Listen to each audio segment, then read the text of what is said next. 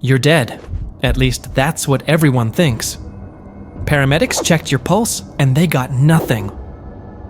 The doctor gave a sad nod and said, "You're gone." Everyone in your family cried, but you're not actually dead. You're just being buried alive 6 feet under. You panic. You're trying to scream, but no one hears your desperate cry. Your brain latches onto the myths you've seen in movies and on the internet punch the lid. Stay calm and conserve air. But here is the grim modern reality. Those aren't survival guides. They are traps. In this video, we're going to show you that in a sealed modern casket, every survival myth you're clinging to is just a different, faster way to die. Back to the story. You are being buried alive. In this damn situation, your first instinct is pure kinetic violence. You try to punch. You try to kick. You try to use your shoulders. You are going to break this lid and claw your way to freedom. This is the fantasy. Now here is the physical reality. First, let's talk about leverage. You don't have any. You are lying flat. To generate any real force, you need to bend your knees or draw back your elbows. But in a standard velvet-lined coffin, you can't. Your elbows slam into the sides. Your knees hit the lid just inches from your chest. You have at best a few inches of movement. It's not a punch, it's a weak, frantic tap. And what exactly are you tapping? This isn't a cheap pine box from an old western. A modern casket is built to last. It's often solid oak or worse 18-gauge steel. It's designed to keep water and soil out. It is by definition an airtight, watertight vault. It's a luxury panic room with no panic button. You are not breaking the lid. You are only breaking your knuckles and wasting precious energy. But let's say you are the Hulk. Let's say you're strong enough to shatter solid wood with a 2-inch punch. You still haven't faced the real enemy. The lid isn't the problem. The dirt is. You are buried under 6 feet of soil. That is 2,000 pounds, 1 ton of compacted earth pressing down on every square inch of that lid. You cannot lift it. You cannot move it. Forget the fantasy of clawing your way to freedom. You cannot even create a crack. All this thrashing and punching has achieved only one thing: you are now sweating. Your heart is pounding so hard, it feels like it's trying to escape too. Your breathing is quick and shallow. Your brain is in full panic mode, flooding your system with adrenaline. And that reaction comes at a price. You are burning through your limited oxygen supply 2 to 3 times faster than normal. And this is where Hollywood's survival guide becomes a suicide trap. Because even if by some impossible comic book miracle, you did manage to break the lid, what happens next? The dirt doesn't wait. That 2,000 pounds of soil collapses instantly. It won't be a gentle trickle. It will be an avalanche of mud rocks and earth filling the box in a fraction of a second. It will fill your mouth before you can scream. It will fill your lungs before you can breathe. The crushing weight will pin you, breaking your ribs. You will die suffocating on solid earth, a death far faster and more brutal than running out of air. So punching your way out isn't just impossible, it's a fatal mistake. Your muscles are useless. But this fear isn't new. People in the 1800s were so terrified of this, they actually invented a solution: the safety coffin.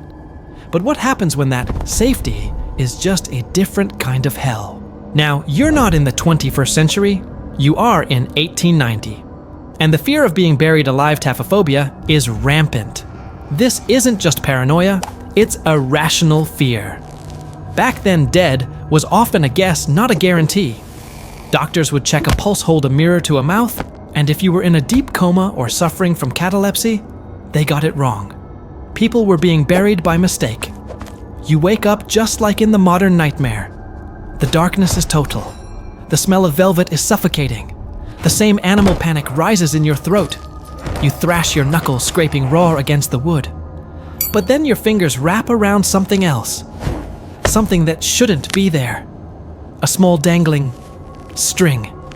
Hope. Pure, electrifying hope. You pull it with all your might. Faintly far above you, you hear a small metallic ting-a-ling.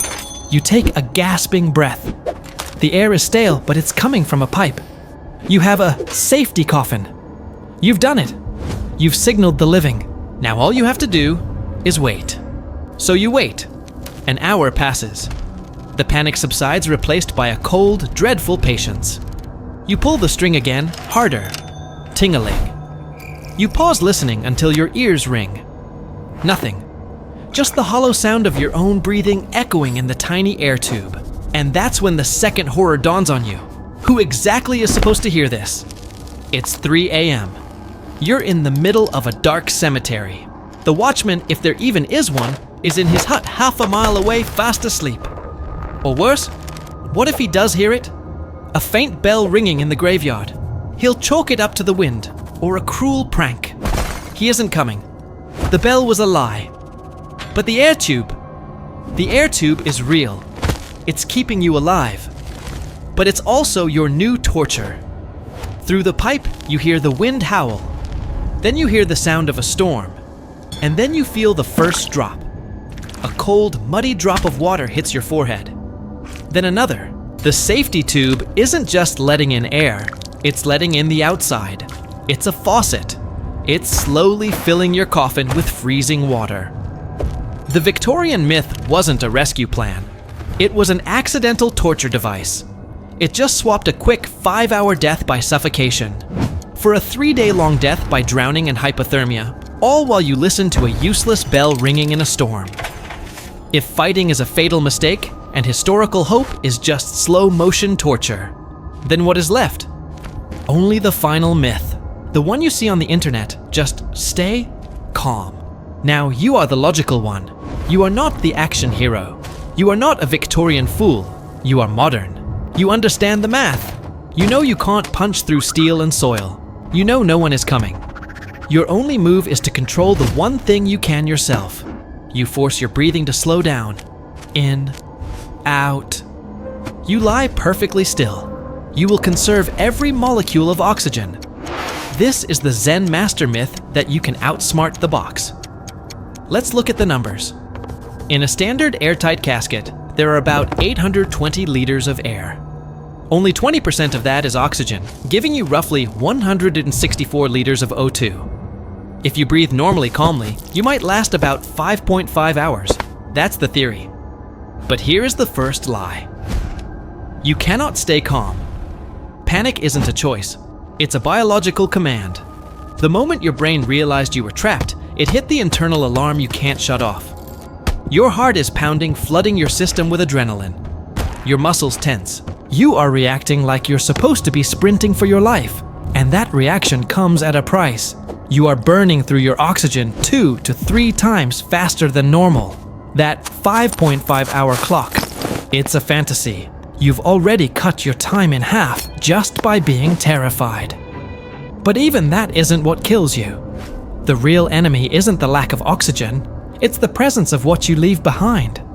Every breath you take leaves carbon dioxide. And in this sealed airtight box, there is nowhere for it to go. It just sits there building up, turning every breath into a worse one. This is the timeline of the Zen master. 30 to 60 minutes in the CO2 level hits 2%. The air feels heavy damp. Your skin feels sticky. A slow, dull headache begins to throb behind your eyes. Your brainstem, the ancient part of your mind, knows something is desperately wrong and automatically tries to increase your breathing. 2 to 3 hours in, you drift past hour 2. The CO2 is pushing 5%. This is no longer just uncomfortable. It's distress. The CO2 buildup is causing acidosis. Your blood chemistry is turning acidic, messing with your nervous system. Your thoughts feel jammed. You start to feel disconnected. Maybe you see flashes of light in the total darkness. This isn't just panic. Your brain chemistry is literally changing. 3 to 4 hours in, you're closing in on hour 3. Your lungs start to push back. Breathing in is hard, but breathing out is worse.